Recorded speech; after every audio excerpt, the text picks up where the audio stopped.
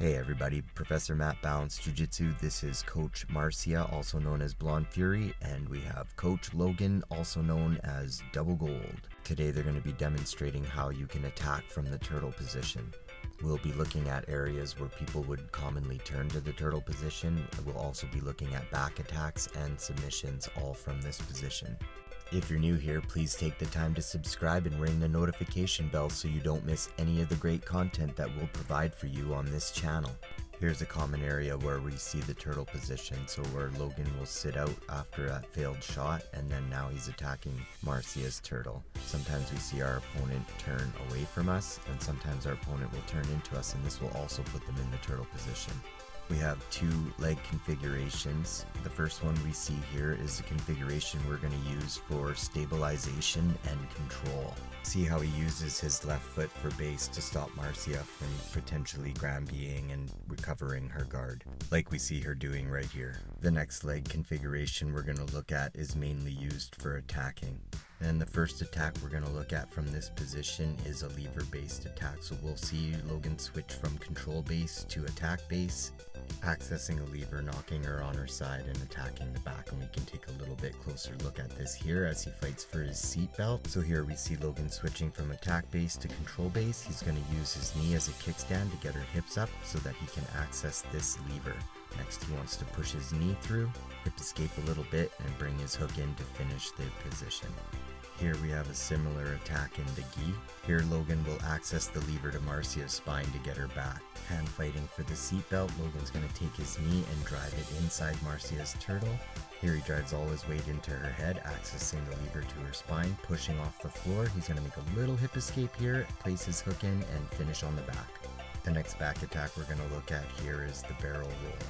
Marcia dropping her shoulders is a sign she might try and roll, so he switches his base, and as he jumps over, he's trying to finish with this knee up here nice and tight so that Marcia can't slip out like we see right here. It would be a real shame to end up on the bottom when we almost had the back. Here's another look at the barrel roll. The next attack we're going to look at is the spiral ride, and we're using this attack generally when we have a hard time getting our seatbelt in. When your opponent does a good job of hand fighting and stopping you from being able to get your seatbelt, we're going to look to punch our hand down into the thigh, switch our base, and start to knock them over, insert our hook, and then finish on the back. Here's another look at Logan performing the spiral ride in full view. Again, just a great technique to use when your opponent's doing a good job fending off the seatbelt. Another option we would have in the gi is to grab low into the collar so that we can access the hip and knock them over. Let's take a closer look at that grip. See how low he grabs? He wants to utilize this grip to stop Marcia from being able to turn into him and recover her guard. See the control he has on her when he has this grip? Again, if she tries to turn away in Granby, he can use this grip to pull her into side control. As he works his hand inside, he wants to be very careful. If Marcia is able to hug over his elbow, she'll be able to roll him, just like we see her doing to him right here. Again, very frustrating to almost have the back and end up on the bottom.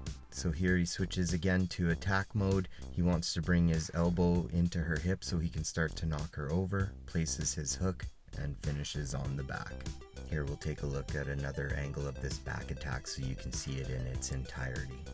Next, we'll look at another lever-based attack for when our opponent's doing a really good job stopping us from being able to get our seatbelt. In this position, not only could he attack the back, but there are a couple great submissions along the way in the form of a calf slicer and the banana split. But let's attack the back. Once again, Marcia doing a great job stopping Logan from being able to get his seatbelt. So he's going to switch his base into attack mode, and now he's going to reach down and access this lever. As he gets control of this lever, he's going to look to move his knee and wedge it inside of Marcia's turtle shell, control this leg, start to flip her over, insert his twister hook, now accessing this lever to turn her hip out so that he can start to establish top control on the body, and now get his hook in and finish on the back position. And once again, we'll take another full range view of this attack so that you guys can see it in its entirety. Pulling Marcia into truck, and like I said before, there would have been an opportunity for a calf slicer or a banana split before he took her back. In this next back attack, we're using double lapel control to control the upper body and get the back. As Logan achieves double lapel control, he's going to look to switch his base so that now he can start to roll over her shoulder, and he wants to stay really tight here so that he can flip her over and then get his hooks in and achieve the back. In the next position, we're going to see Logan acquire a Kimura so that he can start to drop Marcia into the crucifix position. Here we see Logan acquire his Kimura's grip. Now he's going to look to deadlift and then take her base out. He wants to control her arm, and then he's going to extend his Kimura here to stop her from being able to turn in like we see here. Alright, let's start choking some people out. Next up, we've got the clock choke. This time, instead of fighting for a seatbelt or Kimura grip, Logan's going to be looking for a choking grip. Once he's achieved that grip, he can either punch down into the leg or he can secure a second grip. Let's take a better look at this. So here's the choking grip, and then here's our other grip. With the choking grip, Logan wants to pull across the neck and act like he's going to dump his elbow below her shoulder. The other grip, he's just pulling straight down. Once he's achieved the grips, he's going to move his weight forward to pin her head against the floor, and as he's walking, he's going to cinch up the choke. Next, we're going to take a look at the famous Logan Double Gold rolling bow and arrow choke. So Logan's looking to achieve the same choking grip as the clock choke. He switches his base here, then he's going to swing his hook in. He looks to do a shoulder roll, and when he completes that roll, the next thing he's going to look to do is get control of Marcia's arm. Now he swings his leg over the shoulder and he applies pressure to get the choke. Here we're going to take another look at the amazing rolling bow and arrow. The next set of chokes that we're going to look at come from the north and south position. This head and arm choke I learned way back in the day when I was a blue belt from Vitor Shaolin Hibero. Very tight choke when applied properly.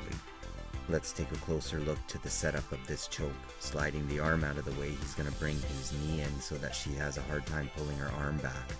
Now he's going to pull guard so he can lock it up, extend his hips, and finish out this head and arm choke. This next north and south choke, we're going to be looking to get the same grips we did in the clock choke, but now we're going to insert our shin, extend our hips, and cinch up this choke. Very nasty choke. Once you've inserted that shin and you extend your hips, it's pretty much good night Irene from here. Another option we have from north and south utilizing the same grips is this rolling choke. Start with taking your opponent's base and get your head in deep. We want to roll right to belly down. If we stop on our back, we're not going to have the leverage to finish the choke, so roll right over, and now we have a lot of room to move that arm and cinch up that choke.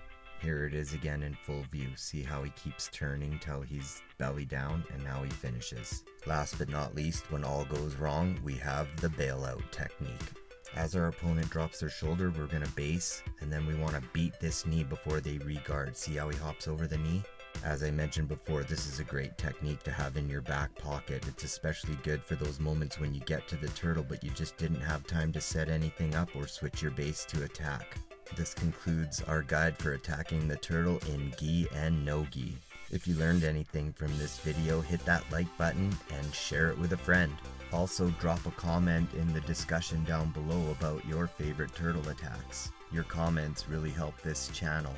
As always, we appreciate that you stayed all the way to the end of the video. Thanks so much for watching. Now go train and train hard, my friends.